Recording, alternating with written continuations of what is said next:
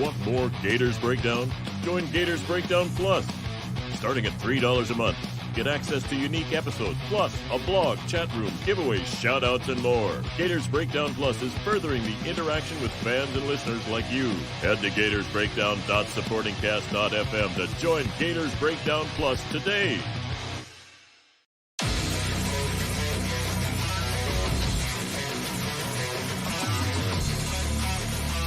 Gators Breakdown, because there's never a dull moment in Gator Nation.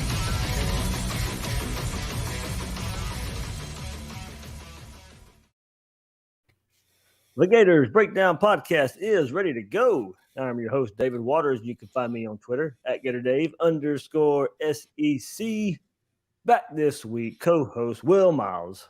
Find him at readreaction.com, Read Reaction YouTube, and on Twitter at Will Miles SEC. Will, good to get you back in the fold here. Spring practice about halfway over for the Gators.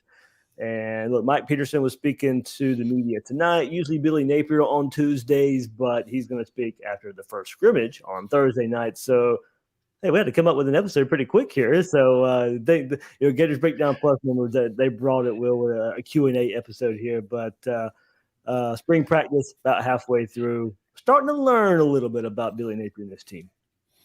Yeah, I mean, we're starting to learn that they probably don't have enough tight ends. I think it's one of the things that we're learning.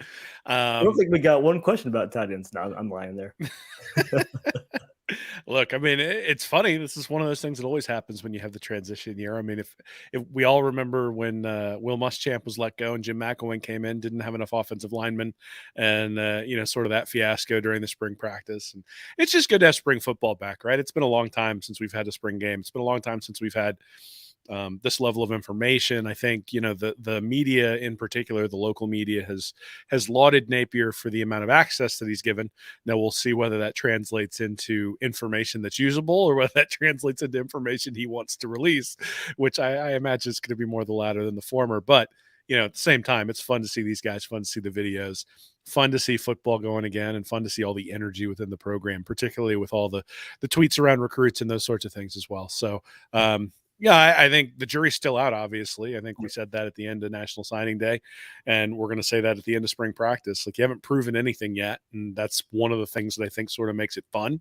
But we have hope that we're going to see that, and that was something that was really kind of in short supply there at the end of 2021. And so, it's exciting to go into a new era of Gator football, and this is sort of the start of it, right? This is you talk about the identity and all that sort of stuff with the weightlifting and things like that.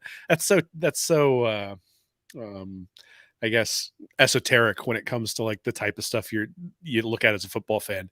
Now we get to see Lorenzo Lingard like run through, blocking dummies, and we get to see offensive linemen and, see how they do in one-on-one drills, though, you can't tell anything because you never know whether if the offensive line does well, it's because the defensive linemen are bad or vice versa. So, but it's as close as we get to football till the fall. So, got to glean what we can from it and sort of understand where the program is. And that's sort of what tonight's all about. Talk to at least look at the questions that the people that listen to us are asking and see if we can give a better answer than maybe some of the other people out there. Yep. So Gators Breakdown Plus members, I shouted out to them this morning. Hey, we're going to do a Q&A episode tonight. And boy, did we get some responses there. So huge shout out to Gators Breakdown Plus members for coming through with all the questions here. Just one perk of being a Gators Breakdown Plus member. I'll get you to get the questions here for this episode of Gators Breakdown. Remember, hit that like button, hit that subscribe button. If you're watching on YouTube, a lot of you watching live right now, thank you so much for hopping on here when we are live here on Gators Breakdown. And check us out at the home of Gators Breakdown, news4jax.com/Gators Breakdown. All right, so we're going to kind of do rapid fire because we got plenty of questions. We'll try and get to them all here on this episode of Gators Breakdown. We'll start with Stephen Wingo, and of course, we'll start with what Will started with because that is the big storyline the last couple of days here of spring practice. Stephen Wingo asks, we seem to be thin at tight end compared to the personnel Napier purportedly favors, often using two tight end sets, one leaning towards blocking as their strength, the other faster, more agile, who can excel a little more in the passing game. What difference might we expect to see in his offense this fall if Napier has to lean on other personnel groupings than normal? Two back sets, three or more wideouts, etc. How will the lack of numbers and or good fits for the offense at the tight end position affect the bread and butter outside zone plays? So, Will, this does go back a little bit to our episode a few weeks ago when we kind of detailed Billy Napier's offense, how much he likes the tight ends. Those guys, there'll be 2 tight ends on the field a lot. Those guys will motion as a blocker. There'll be one as an inline blocker. The one that can be considered more of the H-back, he'll be the one that can come across a formation, lay a block or whatever. But now we are looking at Nick Elksnis, who was probably the standout at the tight end position so far this spring, going to miss the rest of spring. Hopefully we hear from Billy Napier on Thursday about him and Jonathan Odom, 2 tight ends right now that Florida will not have for the rest of spring practice. Gage Wilcox has been nowhere to be seen the last couple of weeks of practice as well. So, Will, a position we thought was pretty deep going into spring practice. Florida's already now down three guys, and now you're moving guys from different positions who either have not played tight end before. Griffin McDowell now has shifted to tight end. You have Dante Zanders shifting to tight end right now to go along with Keon Zipperer. Not ideal for position. Billy Napier, as Steven says, really likes to lean on here, is what history shows. So, yeah, Will, this does beg the question, how much does this affect what Billy Napier wants to install for his offense this spring? What effect does that have for the rest of this spring? And now those guys coming in the fall won't be so far behind now, Will. They'll be only really just a couple of weeks from just a couple guys we were really trying to probably think we would count on in the fall. Yeah, so I think there's a couple things here. Odom and Elksnis are out right now. You've got Odom with a torn labrum and you got Elksnis breaking his scapula, but it's 5 months till the season starts. And so I think when we talk about how Billy Napier is going to adjust, I think this would be a lot more devastating if these injuries had occurred in August, because then those guys are going to be out the vast majority of the season. And you can't necessarily prepare. I don't know if this is going to change all that much for what he's doing. I think what it means is he'll have a little bit of backup in the guys who are moving there right now. I think guys like Tony Livingston, Hayden Hansen, and Arliss Boardingham are going to have to really get with the program when they come in here in the fall and really start, getting reps at those positions, because all of a sudden you'll now have some numbers at the tight end position when those guys come in. Certainly getting Gage Wilcox back would be good, but Keon Zipperer, I think, was probably going to be the starter from the jump. And so if you look at that, you say, okay, you're really missing one starter. And can you fill that position so that everyone else can learn the scheme, so that when the more experienced guy or the more skilled guy comes back, you can plug him in and it's basically plug and play. I think that's kind of probably the thought process right now. It's not ideal to be moving a bunch of guys off the defensive line to tight end, certainly, especially since those aren't the defensive line is also an area of concern. But I don't think Napier's, so there's 2 things. Napier is about process, right? He doesn't tend to, I don't think he's going to be somebody who panics when something like this goes on. I think he's going to say, hey, this is part of the growing pains, but I'm not changing my offense. Because here's the reality. If Florida comes out of the gate and struggles in 2022, that's not going to define the Billy Napier era. If Florida has made adjustments and band-aids to the scheme in 2022 and then still doesn't have it down by 2023, that's when you're going to start to have problems, because it'll be sort of this mishmash of different things. So I don't think he's going to change his approach all that much. I think he's going to put people in there as bodies right now, and then hope that he gets these guys back in the fall, hope that the freshmen who come in can contribute, and then hope that maybe some of these guys show something at tight end while they're in there. Because it's not as though Dante Zanders or Noah Keeter or these guys that they're moving over to tight end have really been getting a ton of playing time right on the defensive side of the ball. And so, if you have the opportunity, these guys have an opportunity now, and we'll see what ends up happening as they move forward. But the other thing is that they were going to lose a couple of guys off the roster anyway. So, the question then becomes, is this sort of a hint as to maybe who might be wedged out if there's a scholarship crunch at the end? That might be part of it as well. Gage from the Gators Breakdown Plus Discord jokes, Will, that does this change Napier's offense to 99% run instead of pass, since we have no tight ends and no wide receivers? So that's there. And Will, something that you and I discussed, kind of going back to that just a second. Maybe 2 back sets. It's something we had kind of wanted to see previously under the staff. We know how deep this running back room is, the talent that they have there. That's something we see because of this. Is that an effect something there? And then kind of bringing up Gage's point here of, no tight ends, maybe no wide receivers. When this is something that has been brought up on the Gator Breakdown Plus Discord. I've seen it vaguely a little bit on Twitter as well. I brought it up to you too.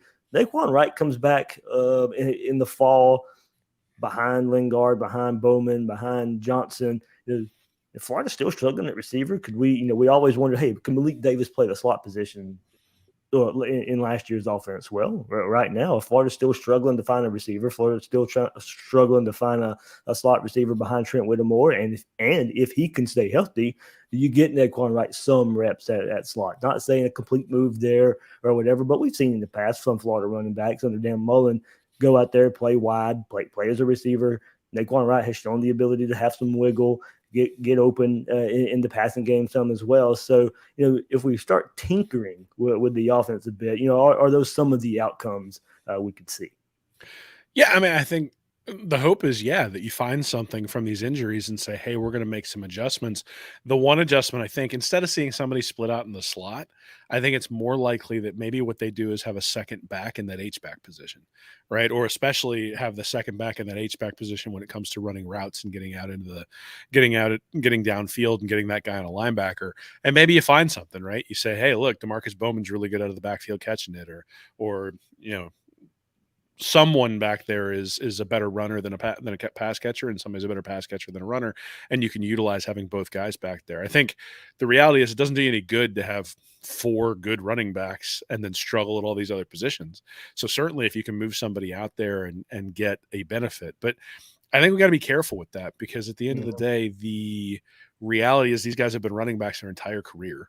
You move them out there and you're asking them to do something they have not been trained to do. And so in a big spot, do you want that guy in the slot, or do you want the guy who maybe is a little bit less polished, but has been a wide receiver his entire life in the slot? And then it's always a question of compared to what, right? So we look at a receiver like Justin Shorter and say, okay, he hasn't shown a ton of explosiveness, but compared to what? If you put him next to Naquan Wright out there on the outside or in the slot even, I think you'd say Justin Shorter's a better player. I think you're probably going to find that as you go down the roster, right? That you take a guy who's a running back, has a lot of skills, you put him on a linebacker, he can get open, he can show wiggle. What happens when you put him out there and he's got a corner or safety on him? Well, now all of a sudden it's a completely different scenario. We saw this a few years ago with Mullen when he would motion out Michael Pirine and Kyle Pitts, and all of a sudden now you've got Pitts and Pirine out there. And if the defense had too many linebackers on the field, somebody had to guard one of those guys with a linebacker, and it was just like shooting fish in a barrel for Kyle Trask. Whichever guy got covered by the linebacker is the guy who got the ball. If you got defensive backs on a running back out wide, I think you might find that the pass catching skills are less than what they are when they're running a wheel route against Georgia. So, it's I think you got to be really careful about that. I think you're probably better off teaching the guys, getting them extra reps at those positions, making sure that you're comfortable with who you've got, and then trying to get through the season with minimal injuries than you are trying to have somebody be a half back and a half wide receiver. I agree. There's a lot of, hey, just switch positions for some guy who maybe not be working out at one spot. You know what? That's sounds good on the surface. It's not always that simple there. So, all right, let's keep on moving here so we can get these questions in here. Double D on the Gator Breakdown Plus Discord says, given the lack of proven depth on the defensive line, if the offensive line is pushing people around in the spring game, will you feel better about the development of the offensive line, or worse, about the potential of the defensive line? Look, I said a couple weeks ago, heading into spring practice, I felt better about the offensive line than I did the defensive line, so I would somewhat expect it. You got 4 to 5 positions there that we could really identify going into spring practice. Garage at left tackle, White at left guard, Egwakon at center, Osiris Torrance. I keep calling him Rashad Torrance for some reason. Did it last episode too. Osiris Torrance at right guard. And now Michael Tarquin is kind of proven that he may be the right tackle through the first half of spring practice. So Florida much more experienced up front along the offensive line. You guys know my biggest worry for this team was that defensive line. Who's going to help Gervon Dexter? Gervon Dexter there in the middle. We're finding out Priestley Eamon Meelan can probably be one of those guys at the down defensive end, but we still need some help up front in the middle. So, no, I still say if the offensive line goes out there and pushes this defensive line around a bit, about what I expect at this point, given Billy Napier's offense, given Billy Napier and what he was able to do at Louisiana, and given the talent he has to work with, I won't necessarily feel, it's about what I expect. Hopefully, by the time spring practice or fall camp rolls around, we start getting some names there at defensive tackle, and those guys come out there and start proving themselves. But, Will, for me, at least, the offensive line pushing around the defensive line is about what I expect right now. That's a really good non-answer in terms of would you think it's because one's worse or one's better? I like that. But hey, look, that's the beauty of spring ball too. If one position group's doing good, does it automatically mean that other position group is bad? Yeah, I mean, you hope not. You hope just it's the good outweighs the bad.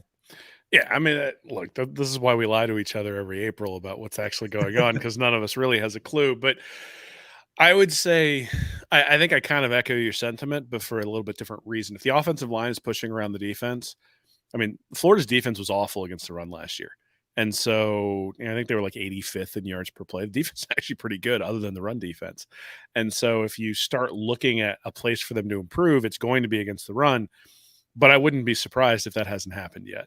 Right. And so the offense, and again, you sort of mentioned, and, I've been critical of right tackle and right guard, and that's sort of an area where I'm concerned about. But you mentioned the three guys on the left, or the two guys on the left and the center, are all coming back and have experience and some continuity. So you'd expect them very early on to be able to sort of announce their presence of authority when the only guys coming back on the defensive line are really Dexter and Cox. Right. The other thing is that Florida's defensive line or defensive recruiting has been heavily tilted toward Bucks and less so to the true defensive end. So, Eamon Meelan may be getting the sort of Zachary Carter type hold the edge defensive end position, but that doesn't necessarily mean that he's strong enough to do that yet, or that he's going to be as good as Carter was at it. And as much as they struggled against the run last year, now you're coming in with defensive ends who don't have the same size as Carter, saying, hey, hold that edge. Again, I don't know that I'd be all that surprised. So, yeah, I think I'd probably be more concerned if the offensive line is getting dominated than I would be if the defensive line is getting dominated. Again, with the caveat that this means nothing, and we really have no idea, because you don't know whether one's good or bad. But because the defensive line was bad last year, and because the defensive line has lost some key contributors last year who really probably propped them up a little bit, I think probably if the offensive line is not dominating, I'd be a little bit more concerned. Sounds good. There we go. Now from Bubba on the Gators Breakdown Plus Discord. How do the freshmen look so far? Anything on McClellan, Kamari, Devin Moore? Hearing good things about McClellan as we speak about the defensive line from the previous question. We said, there's been nobody that really has jumped out yet to really help Gervon Dexter there in the middle. So that might be McClellan, who gets more reps as a true freshman as he goes through as an early enrollee of spring practice right here. And look, I mean, you're looking for Jalen Lee, Jalen Humphreys to jump out, Desmond Watson, maybe at some points, but, fatigue, he's got to get that in shape to be able to stay on the field a bit more. I do think he gets more reps. I think he has probably proven a little bit to be on the field a little more, but can he stay on the field is the big question there. Kamari Wilson has not taken part in spring practice so far that the media has been able to see. So unless it's been in the closed portions, and or limited, and nothing much from him. Devin Moore has shown some flashes, shown some nice things back there as an early enrollee as well, getting into that battle back there in the secondary. But really, McClellan has been the name from kind of asking around, looking around at different reports as well, as McClellan being the biggest standout so far for these early enrollees. Well, I think that's good news, right? Because there's a lot of depth at safety. There's a lot of depth at corner. And so if you had guys like Kamari Wilson, Devin Moore, like playing major roles in the spring as early enrollees, that'd probably be a giant red flag that we got something going on that we don't want going on, because the safeties and the defensive backs, or the safeties in the corners, should be pretty set, I would think, especially with Kimber coming in as a transfer. You would expect that that both corner spots are pretty much locked down. And then you got some battles with the guys who are who are going to play that nickelback or even at the safety position. Yeah. The fact that McClellan, we're hearing stuff about him, does mean that he's getting into that rotation in some capacity. Now, whether that's a good thing or a bad thing, I don't necessarily know, right? Because he's making it into the rotation because they need somebody to step up. But like you said, we haven't necessarily heard anything that it's like this massive improvement when he gets in there or anything like that. So you did see something the other day about Desmond Watson and the amount of weight he's lost and also the amount of weight he's been bench pressing. Yeah. So, you think about it, it's funny. Maybe 3-4 years ago, I read something about Kirby Smart moving away from having a really large defensive tackle set because he was more interested in having speed and those sorts of things. And then last year, you look at it, and he's got Jordan Davis, obviously a fast guy, but a big dude, right, up there up front. And so it turns out that you sort of put the guys up there who can dominate regardless. And, so Desmond Watson, I think, sort of fits that mold, and we'll see. He's the one who I think really can change the way the defense looks, right? If he can command a double team, then that changes everything. Yeah. And if he can push the pocket back into the quarterback, that changes everything. Say what you will about Gervon Dexter, but there were not a lot of times when he was like just taking a center and pushing him back into the quarterback. And we really need a defensive tackle who can do that. So whether it's McClellan, whether it's Watson, or whether it's Dexter, I mean, somebody's going to have to do that. And so again, I don't know whether it's a good thing or a bad thing that McClellan is getting some run, but I think he has to, right? They're going to have to figure out what they've got at the defensive tackle position if they're going to be successful. I agree. Will, I said in the last episode when we got to hear from Gervon Dexter and Sean Spencer, the best Gervon Dexter will be because somebody else shows up as well, to give him help there up front. Go Gators for Life says or asks, any new info in the linebacker room besides Miller? Who do you feel confident with on the field? Is Wingo going to live up to his star ranking this year? Well, remember that star ranking came from him playing a lot of edge in high school, not necessarily linebacker, so still fitting in that transition. I've heard some good things about Derek Wingo. It has looked better so far this spring, of course, getting there. Coached there by Bateman this spring. But the big standout so far, Will, has been DeJuan Black. He's been a turnover machine, creating turnovers there at the linebacker position so far this spring. Of course, everybody's going to be like, yep, see, told you he needed to be on the field. And that's what everybody's been screaming over DeJuan Black to find some playing time in a Florida Gator defense. And now it looks like he's getting that time. A blessing in disguise, Ventrell Miller, has that class.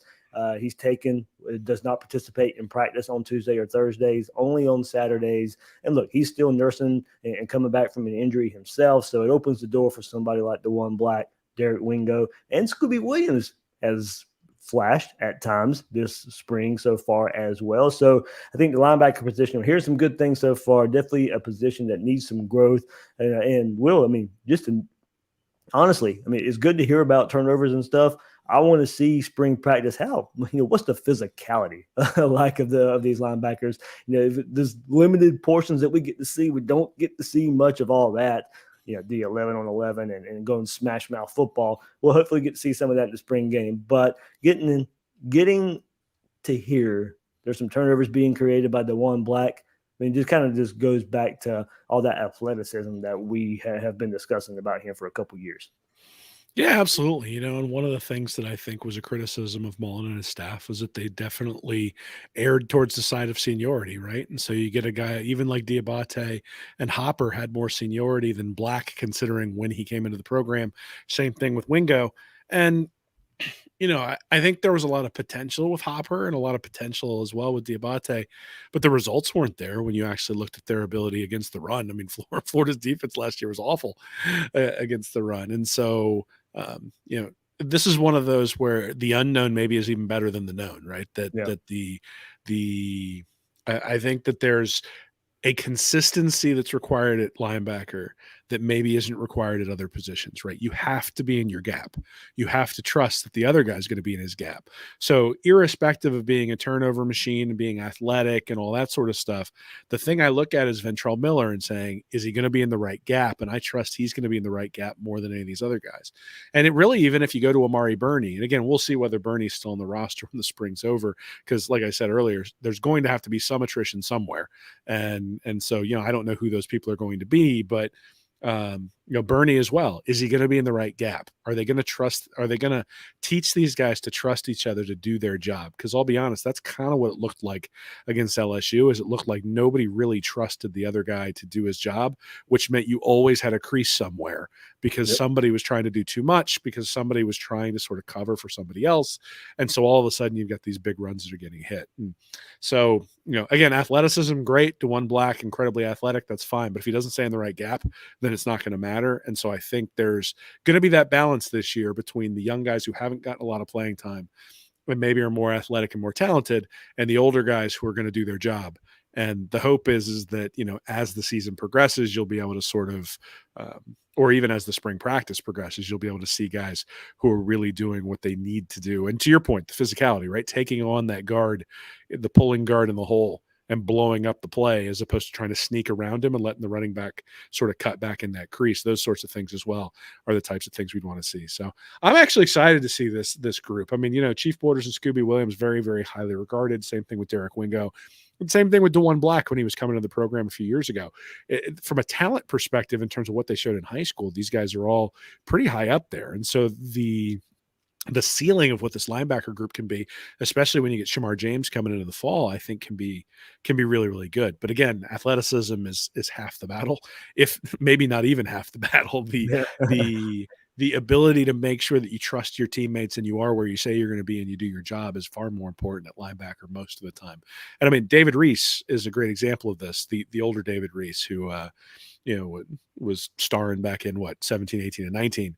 Like, that guy was the epitome of that, right? Not real fast side to side. Sometimes will get caught when he had to face a running back in coverage, but he was a linchpin to the defense.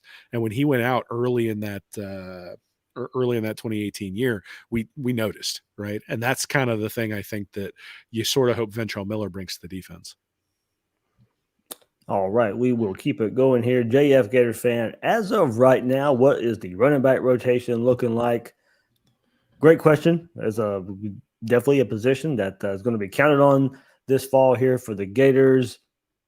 Looking like right now, open portions of practice, in order of how kind of the carries are being distributed: Lorenzo Lingard, Montreal Johnson, then DeMarcus Bowman. Kind of looking at it, asking around.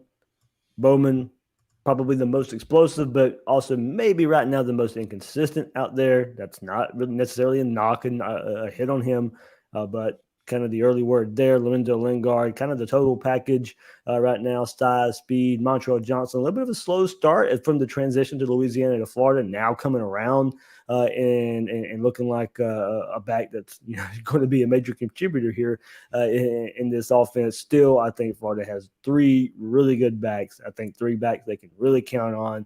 A lot of it will be game planning, scheming for opposing defenses, and how you want to use these backs in certain situations. Florida's got three good backs here, Will, halfway through spring ball. And we'll see how it breaks out right now. But this is the position a lot of people just kind of been looking at as with a talent profile that's pretty high up there, and kind of shaking out right now to where, look, there might be some kind of order. I don't know how much stock I'm putting in the order right now. No, I mean, I think the one thing that you can say is if Lingard is up there, then that probably means that he's healthy and that he's recaptured some of the explosiveness that he had before the knee injury that he suffered at Miami. And one of the things that I think you can absolutely, I think probably is true, is you get an knee injury like an ACL and it takes a full year. Right. You see this a lot of times with running backs. They come back, they play for a year, but they don't have the same explosiveness. And then that next year is when they have the explosiveness. Well, that would have been last year for Lingard, but at that point he's buried behind guys like Damian Pierce and Malik Davis and Naquan Wright. And you have to fight through three other guys. You would have had to be truly special to displace those guys. This year, it's a fresh start with fresh guys. Billy Napier's never seen them before, and so I suspect that being fully healthy means that he's been able to take advantage of that. And you see, there were a couple of plays against Vanderbilt, I think it was 2 years ago, where I saw him take off, and it just looked different when he busted through the hole. Now, didn't turn into giant runs or anything like that, but he had like 4 carries that year or something like that. So I'm excited to see what Lingard can do. I think the burst that he showed back on tape, when you look at him at Miami and he averaged like 8 yards a rush his freshman year, you look at him on kickoff returns, again, special teams is something that I stress, and I think Napier's going to stress as well. So these guys are probably going to be able to contribute there as well. I think he's comfortable with Montreal Johnson, but I don't think Montreal Johnson has the top end speed that either of those other two guys have. So you start thinking about, what are you going to do? How are you going to split carries, and where are you going to get big plays from? Because we were joking earlier kind of about wide receivers and tight ends. Well, if you're not getting big plays from those guys, then the big plays are going to either have to come from the running back or the quarterback. Those are going to be the two options. And the quarterback, I think we all know, can make those big plays. The question will be who's going to help him out. And I think Lingard and Bowman are probably the I think it's one of those things where if you need somebody to pick up the pass protection, you need somebody in there to absolutely run your scheme correctly, then Johnson is going to be a guy who's going to be able to do that. But from a pure talent perspective, I think Lingard and Bowman probably have the edge there. All right, keep on going right here. Andrew Ruskin. Well, I might kind of skip past this one a bit because this is something we do when we go our preseason predictions here. He says, who are the standout predictions this year from each of you on each side of the ball? That's usually something we do right before the season there. But maybe if I fast forward to spring, these running backs, I think, are definitely standout predictions so far. I think probably spring game will look like that as well. And you go linebacker position, from everything I'm hearing, DeJuan Black been the standout right there so far. But continue Andrew's question here. Who are our team leaders, and are they the right people for that job? And Michael Martin also asked who we think will be the clear-cut leaders on this team. I still think, look, we're 2.5 weeks into spring practice, about halfway through spring practice. Very tough to kind of tell who the leaders are going to be. Jervon Dexter did say in the media session last week that Anthony Richardson's kind of been that vocal leader ever since he stepped on campus, and that has continued more and more, definitely going into this year as well, as he is the guy leading that quarterback battle right now, and predicted to be the guy leading the quarterback battle into fall. So on offense, look, of course, you love your quarterback to be a leader of some sort, either leader by example, vocal leader, hopefully all those combined in some form or fashion. But of course, I think you start looking at offensive line too, somebody like Richard Garage, who has a lot of experience, and maybe Osiris Torrance as well, coming over from Louisiana, the experience he has. So a couple guys on offense that I'm looking at. On defense, Ventrell Miller is the obvious choice here. A Trey Dean as well. I don't want to brush aside him. Coaches are really high on Trey Dean right now in this defense and what they're asking him to do at the safety position, and being a leader as all the experience that he brings. Hopefully all that translates into better production from Trey Dean. But, to me, those are some of the easy names that I think you can pinpoint for some of the leaders out there for this Gator team. Yeah, I think that's absolutely true. I think some of the younger guys, though, guys like Donovan McMillan, guys like Jason Marshall, those are the guys who got on the field last year and showed something, in particular Marshall. Those are the guys who I think are going to have to take the mantle from some of these guys, and maybe they be the quiet leaders, but the guys who actually really go out there and lead by example and buy in, because they're the guys who are going to be the big part of what Napier builds the next 3, 4, 5 years, as opposed to just this year. Anthony Richardson, you already mentioned, he's the guy. I think we've all pegged him as the guy who's going to be the leader of this team moving forward, and so that's critical. But I'll tell you what, the guys like Griffin McDowell and Dante Zanders and Noah Keeter, those guys who are moving to tight end because that's what's best for the team, not necessarily what's best for them. I think that's a form of leadership as well, and I don't think we should dismiss that. Right, that's a personal sacrifice those guys are making right now to change positions, and maybe it leads to more playing time for those guys, but it might not at all. Right, it might just be that they're filling a void until these guys who are hurt can get back, and really they're losing opportunities and reps on the defensive side of the ball or at offensive line when they make that sacrifice. And I think those are things that the other players on the team will recognize and will pay attention to when those guys speak up, because they've made that sort of sacrifice, as opposed to some of these other guys who are starters and they need to be leaders, but at the same time, they haven't had to sacrifice their dreams and their position and their reps for the betterment of the team. And I think those guys are probably people that are going to be looked at very favorably by both the staff and the players when it comes down to who contributed to helping this team be better this year. I think we'll look and point at those guys. I think Napier will too. Good point there, Will. I like that little angle there. All right, here we go. Kevin Conroy Scott, Will, and all the way he says, hello from London. There we go. Gators Breakdown listener from London. Kevin Conroy Scott. He goes, my question, and this will be kind of hard to answer because maybe I'll have to ask Shane Matthews next time I ask him or next time I see him about this. He goes, but my question is, why does Shane Matthews think AR-15 isn't a good thrower of the football? I've heard other respected podcasters discuss AR-15 ability to see the field and processing time. Matthews says that AR-15 throws some balls in the right spot, but others not so much. And did it really take 3 days for Emory to move out of the top spot in practice and then transfer? Answer that question quickly. I don't think he was in the top spot going into spring practice. So I think that's kind of maybe writing on the wall there. So that was from Kevin Conroy Scott, the first part of that. And kind of to extend that question right now as well, Delwan Jackson, hopefully I said that right. What realistic shot does Anthony Richardson have at winning the Heisman? So there we go, Will. Some AR-focused questions. I'll get into Delwan's second part of his question in just a second. But AR-15, look, I don't know why Shane Matthews thinks that. I'm not saying Shane Matthews is wrong or he shouldn't think that. Of course, we do need to see some improvement from Anthony Richardson, some more consistency from Anthony Richardson. I don't think he ever really played all that healthy last year once he got back in from that hamstring injury. So how does that affect things? And then going back to the knee injury as well, Will, that could be a blessing in disguise somewhat. If we want to see Anthony Richardson become a better passer, and he will, if he's going to be limited in some fashion and not running all that much this spring because he doesn't really need to, he's going to need to stay focused and stay in the pocket and kind of build that part of his game a bit. Talking to Denny Thompson, his quarterback trainer here in Jacksonville, things that, those are things that he's worked on as well. And he's also went back to a bit of a throw motion he's more comfortable with because the last staff, I think Garrett McGee tried to change some things with his mechanics that AR wasn't necessarily really comfortable with. Now they're going back to some more things about throwing the ball that he is comfortable with. He trained with Denny in a couple weeks ago, the week before spring practice started there. But I do think, maybe even the meniscus surgery kind of maybe limiting him somewhat, may be a blessing in disguise to kind of stay in that pocket a little bit and develop more as a pure passer. Yeah, I think so. I wrote something about the hope and the promise of Anthony Richardson maybe a month or two ago, and it looked at sort of his attempt frequency, and it looked at his success rate on different throws. And what you saw is something that was really odd for a right-handed quarterback, which is that he was far more successful throwing to his left than he was throwing to his right. He was far more successful throwing deep than he was throwing intermediate. And there were some worm burners that he threw, one specifically I'm remembering against Kentucky and one against LSU where the guy's open and the ball ends up 15 yards short.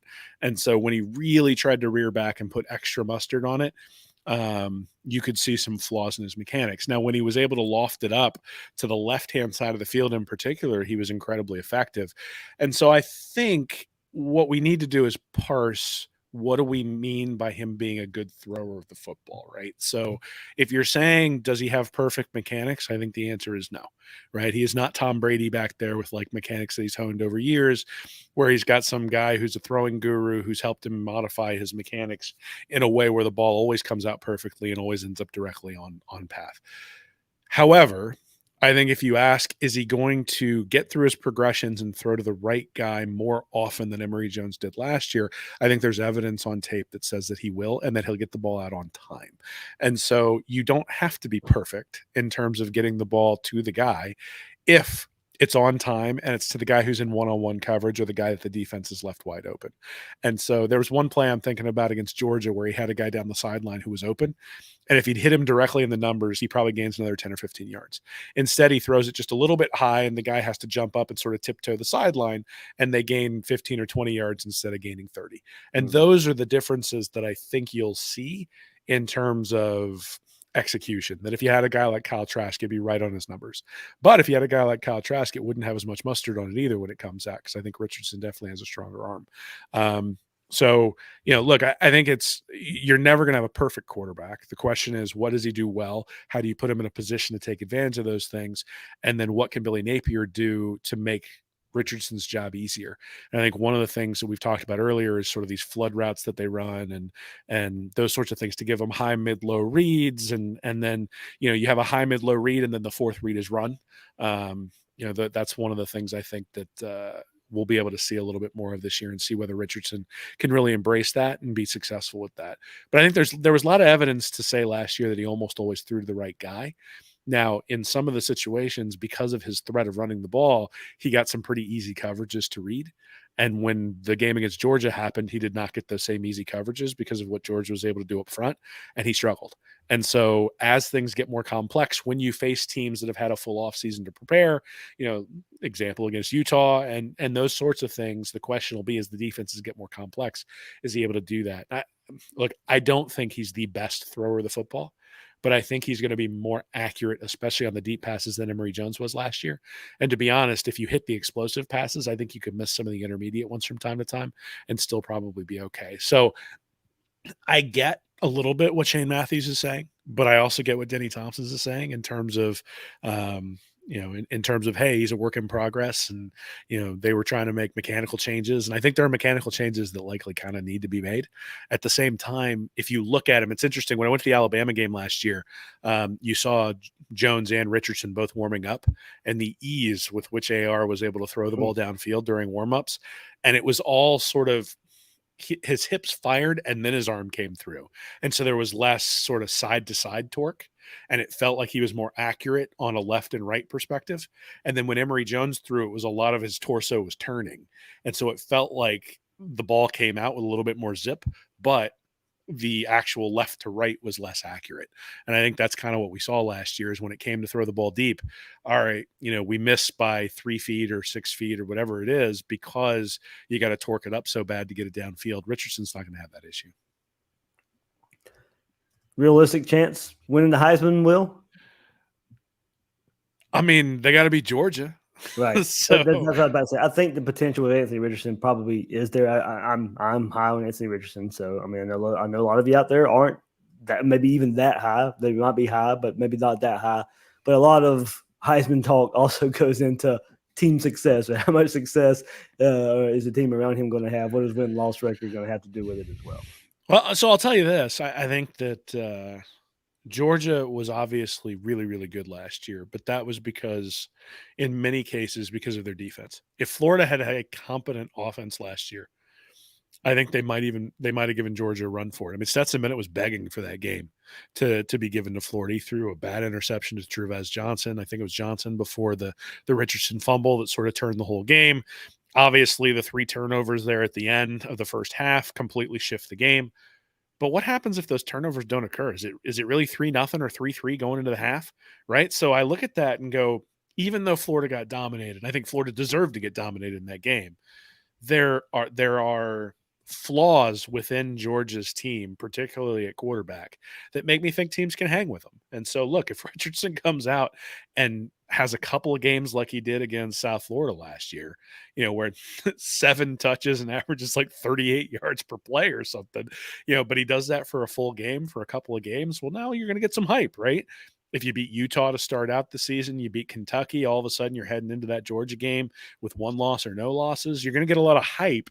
Realistic chances, though, you got to beat Georgia, right? That's the reality. If Florida wins the East next year, then Anthony Richardson has a real shot.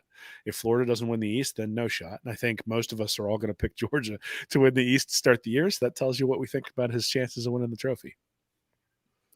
Yep. I mean, I still think a lot of. I mean, I know I see Q Lee in there with the comments. Still, most of the time, a lot of Heisman voters will go by record unless you just completely blow away everybody else with the competition, a la Tebow in 07. Of course, Florida's record wasn't the best, but you couldn't deny because there wasn't really anybody else to hand it to in 2007 with the way Tim Tebow was playing. You're giving the Heisman to Tim Tebow with the way he was playing. You have to completely dominate, and I think competition goes into it as well, especially when you have the Heisman profiles of everybody that is coming back in college football this year. There's a lot of eyes, especially at the quarterback position, for the Heisman Trophy.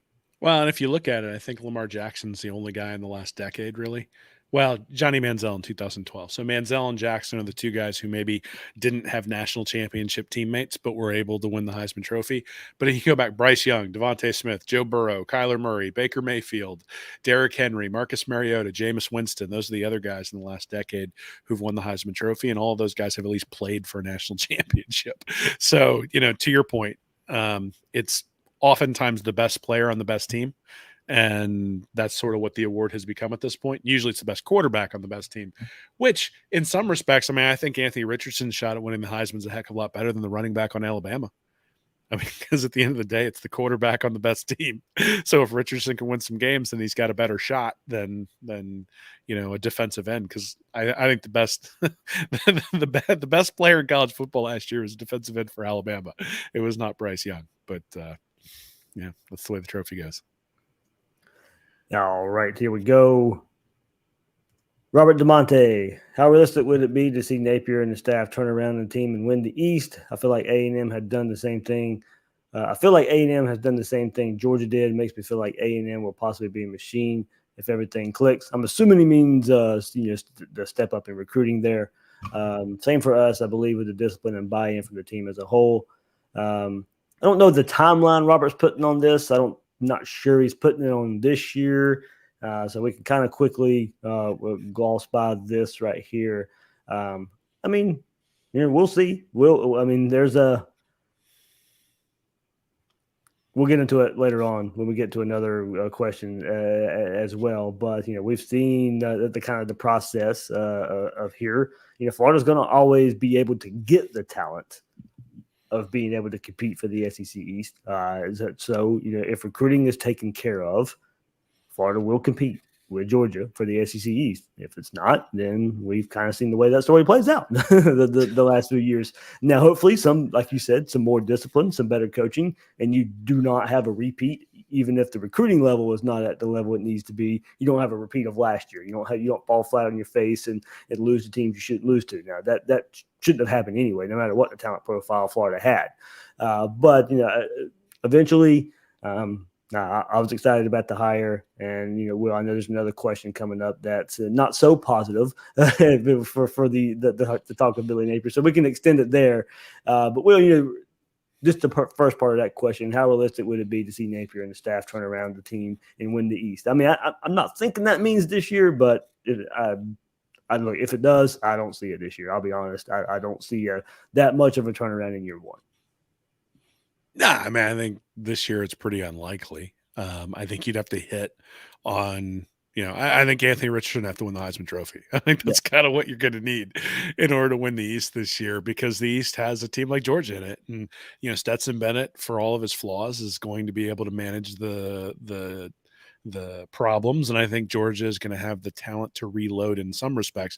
Now, maybe Georgia gets clipped once or twice because that happened to Alabama very early on in the Saban era. They'd win the national championship the next year, they'd lose a couple of games, they'd lose to Auburn, they get clipped someplace else along the way, they'd lose two, and then Auburn would make it to the SEC championship game. That possibility exists that they might take a little bit of a step back, especially on the defensive side of the ball. But that step back is still going to probably be pretty equivalent to where Florida is, both from a talent perspective and from an on-field and experience perspective, right? Because you're trying to catch up to where Georgia is, and all those guys who are freshmen and sophomores who didn't play still have more time in Kirby Smart's system than any of the guys have in Billy Napier's system.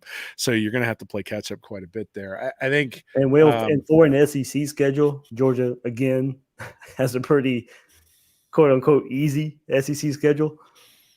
Yeah. Look, I think I think there's going to be some pain, right? Before the actual eventually the things turn. And, the hope is Napier can get it turned. I think we'll talk about that in the next question, whether, or in one of the questions, is whether he can get this turned around. That's the big question. But if we're talking about next year, I think next year is I'm in research and development. That's what I do for my life. And, you got to spend money sometimes to do the research, and sometimes it doesn't all work out. And sometimes you learn something along the way and you make changes and you chart a different path and all those sorts of things. And I think that's kind of what Napier is going to be doing in this first year, is seeing who's bought in, seeing who does what he needs, see where does he need to make replacements. There's going to be transfers who come in that we don't even know about right now. So if all of a sudden you got 2 tight end transfers and a wide receiver who's explosive who come in because they were unhappy with their playing time somewhere or just decided they wanted to transfer to Florida, maybe the offense looks different. But I think the reality is that most of the time, the big step up for these guys comes in year 2. Mm-hmm. And so if you ask me, is Napier going to win the East this year? I'd say the chances are pretty low. If you ask me, is Napier going to win the East next year? I'd say there's a distinct possibility, if he is who we think he is, that he'll be able to do that. And then year 3, usually teams take a little bit of a step back. And then year 4, they take a big step forward. And it just so happens that Saban kind of took his big step took a step in year 3, then took a step back in year 4, and then a big step in year 5. So maybe that's the same path that Napier would take. But we're going to have to see some pretty big steps early. It's just not going to be year 1. All right, quickly, we can get through this one. BJ Jones, have we heard or seen anything on punt return, kick return? I haven't seen much, honestly, in the open sessions. I think in a video Florida has sent out, I still saw Xavier Henderson, I believe, returning a kick or punt. But it was a quick flash of a highlight. The name he brings up, does Finley Graham have a true shot to see the field at either or both of those spots? I'd say yes, but also Finley Graham, especially today, catching some passes there at the wide receiver position as well. So we all know you brought up maybe one of the running backs as well, especially Lorenzo Lingard. Maybe he can show his speed there. I'm not sure, with depth concerns there this spring, how much you have those guys there, but we'll see. That I think will be kind of taken care of later. Let's go to the next one, Will. Joseph Pisani. Knowing Will and his statistics, I'm curious how much coaching matters versus talent. Can coaching overcome a lack of talent, or are we looking at years of rebuilding before being competitive? We kind of just answered that one, assuming Billy can close on these recruits.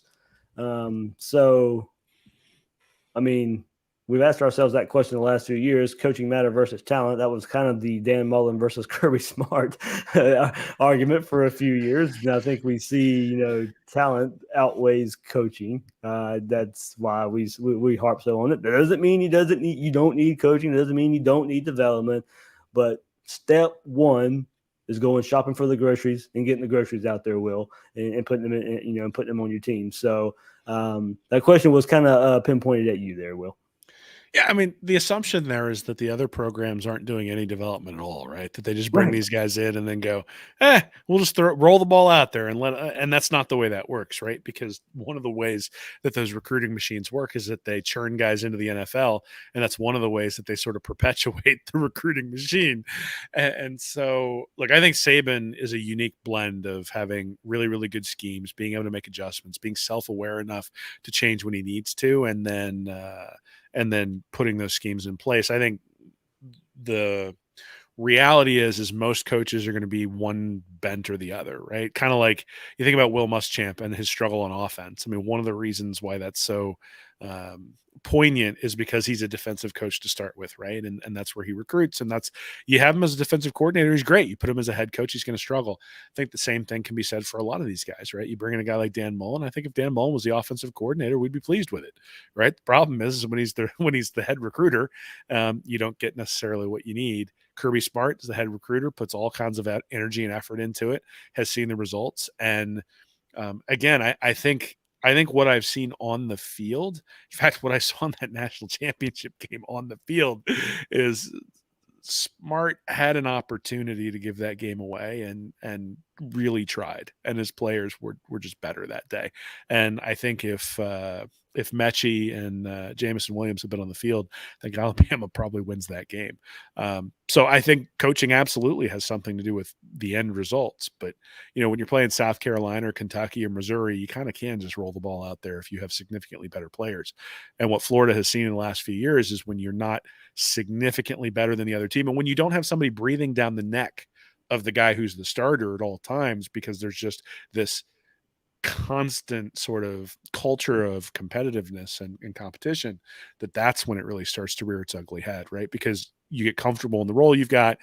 You maybe don't prepare the way you should for a game against Missouri, and all of a sudden at 11 in the morning, you're getting hit in the mouth and you lose a game you shouldn't. So, yeah, I mean, look, we've been saying this for years, right? That and it's not a coincidence that when you look at talent profile, look at team rankings, look at records, the three teams with the best record in all of college football are the ones that are 1, 2, 3 in the recruiting every year. And so I actually don't put a lot of hope in the coaching beyond just right around the edges, right? When you get in that playoff and you need to pull out the win, I think one of the things you can say a lot of stuff about Urban Meyer, but I think one of the things you can say is he was an excellent tactician once he got on the field. And I do think that it's not a coincidence that Florida won a bunch of games in 2006 that maybe they shouldn't have. I also don't think it's a coincidence they always beat their rivals. I don't think it's a coincidence that I had the utmost confidence in that guy when he got to the championship game that Florida was going to roll the other team. And, I think there were a lot of people who felt like Ohio State was going to dominate in 2006. And then Florida goes out and absolutely blows them out of the water. Right? I think there were some people who were nervous about whether Florida was going to be able to stop that Oklahoma offense, and they completely shut them down. And I think a lot of that has to do with the coaching acumen of Urban Meyer. And one of the things, once you get there, can you take advantage of it? But in terms of what's most important, I mean, I think we all sort of agree and have seen that the Jimmies and the Joes make a big difference. Yep. Talking about Jimmy's and Joe's, Will, I'll let you answer this one because I think I know where you're going because of a conversation we did have. What position group is the most important success to Tony's defensive scheme? I'll let you start there because I know you and I had a conversation about that, mainly because of those RPO offenses and how you see a certain position grouping being able to help in that regard. It's safety. I mean, the ability to have a guy who can come up and help and run support, but then can also cover and be physical is critical to what he's trying to do. Because if you think about it, the creepers and the simulated pressures and all that sort of stuff, typically zone blitzes are you take a guy in the level 1, right? It's the defensive line, and you drop him and you bring a guy from level 2. Well, if you can integrate the safeties into that, now you can bring a guy from level 3 and potentially drop a guy back into level 2 or level 3. And so you need a lot of versatility to be able to do that sort of stuff. And so your safeties have to be able to recover, and you have to have a second safety who has the ability to cover for the mistakes of the guys who, quite honestly, are less athletic when they drop into coverage. And so especially in the world of RPOs, where the offense is really set up to not be able to lose if the quarterback makes the right decision, you can't have situations where you hit a 5-yard slant that goes to the house, right? The safety has to be able to make that tackle, has to be able to close that gap, has to be athletic enough to come up and turn that into an 8-yard gain. And then you're sitting there 3rd and 2 rather than a 40-yard gain and you're back to fresh set of downs, the crowd's taken out of the game and you're worried about whether you're going to give up another 7. So that to me is pretty obvious. And it's one of the reasons why they've targeted safeties and defensive backs in general for extensively, right? I mean, it's not a coincidence that the top 3 corners in 2023 are all huge priorities for this team, because if you can lock down those corners and have a guy and really even have a couple of those guys have profiles where they might be able to help out with safety a little bit as well. You start doing that, and that defensive back room looks a lot stronger. You're going to be able to do a lot up front. And quite honestly, you can make some mistakes up front, and those guys on the back end are going to be able to help you out. Yeah, well, one more kind of going to that safety, and you kind of related it to those simulated pressures, creepers, and all that. If that guy from the second level is blitzing, mainly that nickel or corner, you got to have a safety that'll rotate down and be able to cover that slot receiver at the same time. Sorry, I don't know what that is. I have not seen that for the last 3 or 4 years. I do not know what that is. We forgot. We have forgotten. Yeah, I mean, you got to have a safety that'll rotate down and be able to cover that slot receiver when that nickel guy wants to go in to be that creeper and create that simulated pressure there to be that 4th rusher at times. So you got to have safeties that can cover like corners when they're taking over for a cornerback. So that is another part of it. And I'll extend it one more before we get to the last question here. I also want to see. And it's partly because they were so good at it at Louisiana, and Florida has struggled there. And that's the biggest part. I think a lot of people want to see the jumping production from Brenton Cox is setting the edge there at defensive end, setting the edge there at outside linebacker. So I think that's another important piece to this Patrick Toney defense because they were so good at it. They were so disciplined there at Louisiana that's just, Brenton Cox got the sack numbers up last year. He was a factor in getting to the quarterback. Now we need that next step. Now we need the progression of his game before he goes off to the NFL to be able to go set the edge and be a reliable player out there on the field in run support and rushing the passer. Yeah, I mean, look, I think I mentioned it earlier that we're losing Zachary Carter, and so there are going to have to be guys who step up. I think Cox is a big part of that. I think the reality is that the entire defensive line is going to have to set the edge and going to have to be more disciplined, and there's going to have to be consequences for guys who don't. And for 2 years now, we've seen guys make mistakes and stay in the game. I mean, there was a Will Smith meme going around that Marco Wilson had retweeted today, or that Marco Wilson had put up today about that's his reaction when people ask him about throwing the shoe. But that's our reaction when we saw him in the game after he threw the shoe, right? Is that there was not the appropriate discipline for those types of mistakes, because those are stupid mistakes. Those are mental errors. You can tolerate physical mistakes, right? Somebody gets beat, somebody, takes the wrong angle, those sorts of things are things that are going to happen. It's the mental mistakes that drive you crazy when you're a coach. And so when those mental mistakes happen, which include setting the edge, that's when you really hope that this staff is going to hold people accountable. So maybe more so than just a specific player, that would be the thing I'd be looking for is when someone makes an obvious mistake, do you see his replacement come in? Is there a consequence for the fact that those sorts of things happen? And the spring game is actually a good place to do that, right? Because you don't necessarily there's no consequence for taking the more talented guy off the field. It just sort of just sort of indicates that this is the way things are going to be. All right, last one here, and look, this was the last one I got to, so I wasn't saving I wasn't saving the negative one for the last. It's just I pretty much went in order of the way I got the questions. So Chris Potter sends the honeymoon is over with the rescheduling of the spring games. I know not a lot of people are happy about that, and then goes on. How is anything Billy is doing any different than other coaches that have done it the past 2 decades?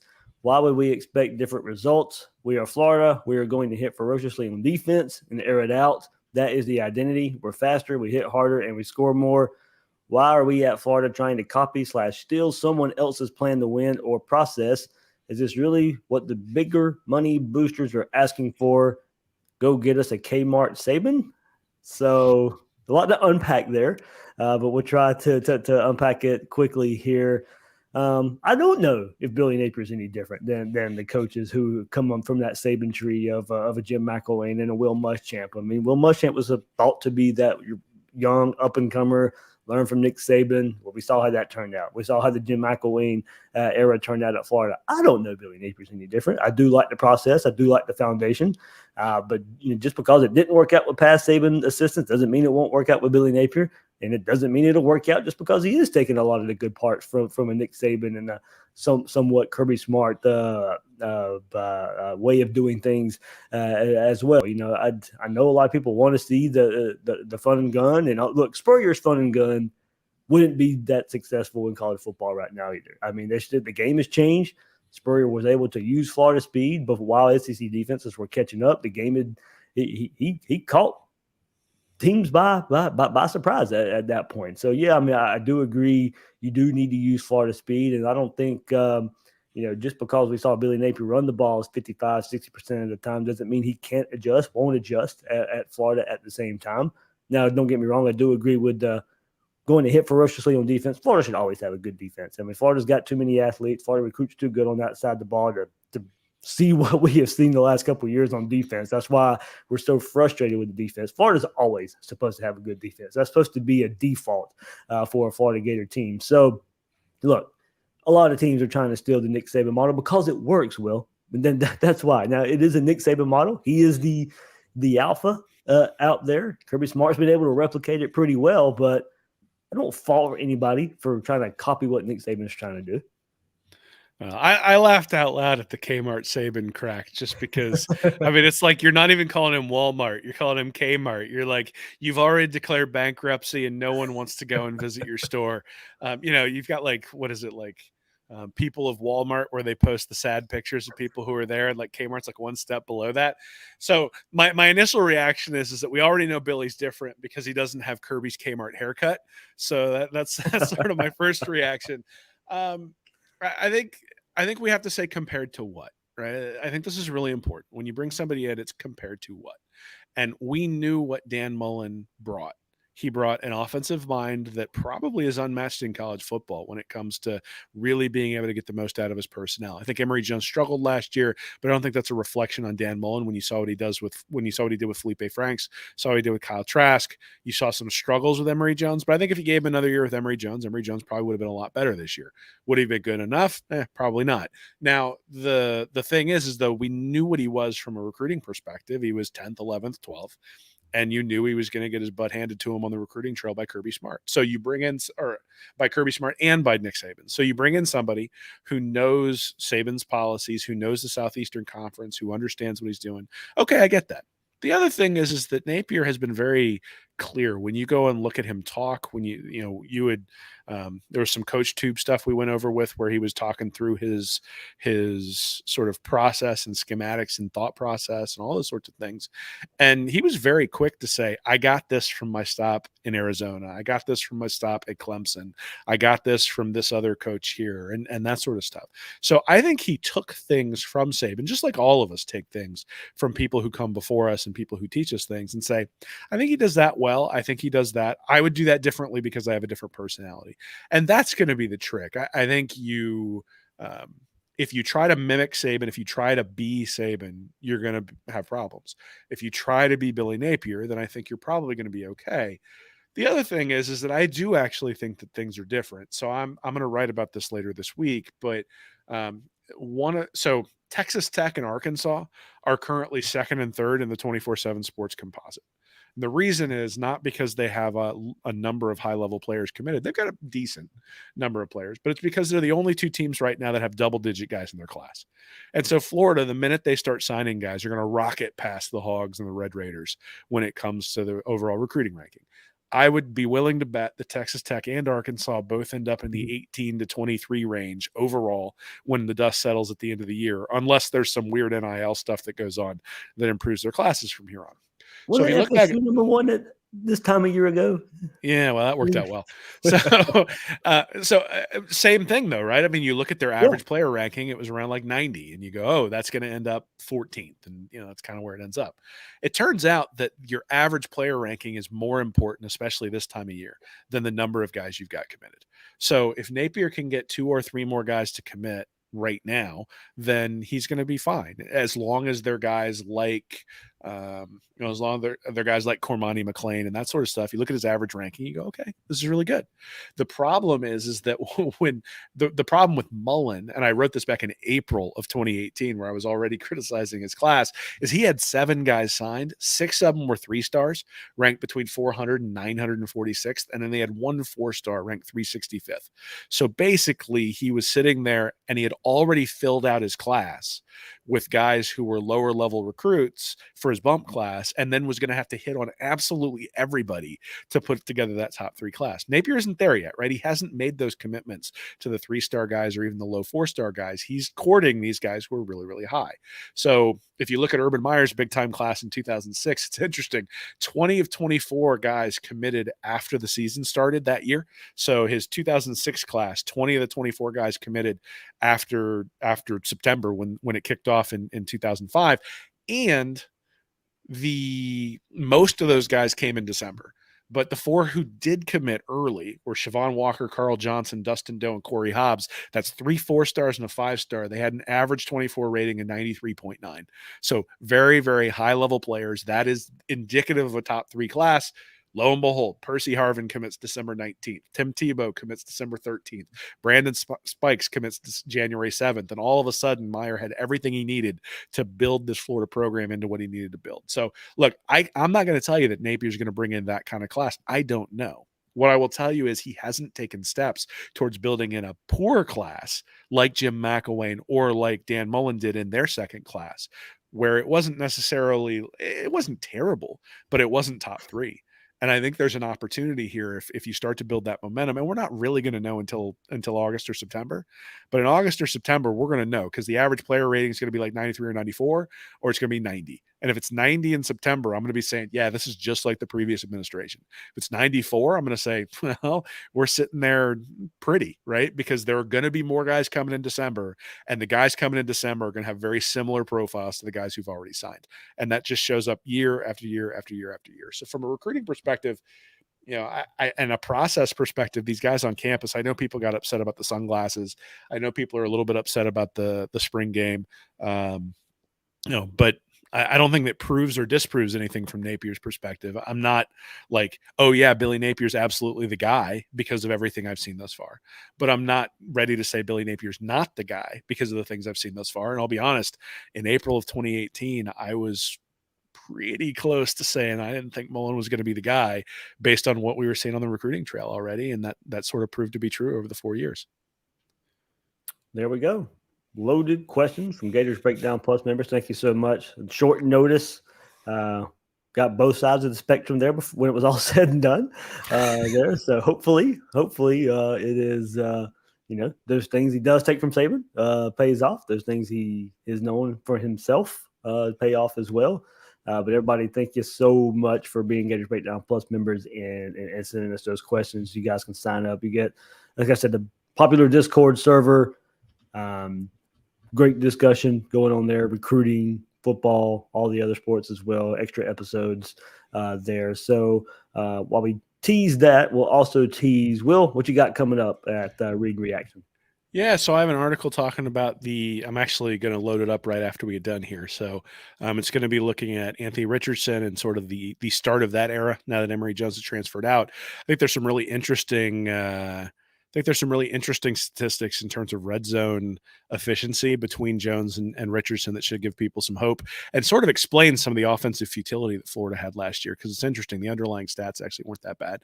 And then, like I mentioned, I'm going to be looking at recruiting and sort of outlining what I sort of started there with some of where Urban Meyer was and the comparisons, and sort of understanding where does Napier sit and what should we expect to see in April, May, and June, and what does that mean moving forward.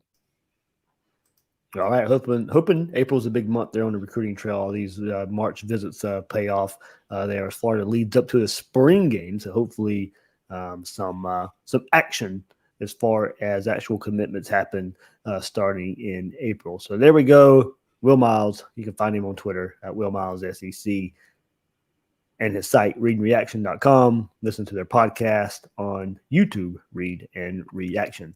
I'm the host of Gators Breakdown, David Waters. You can find me on Twitter at GatorDave_SEC.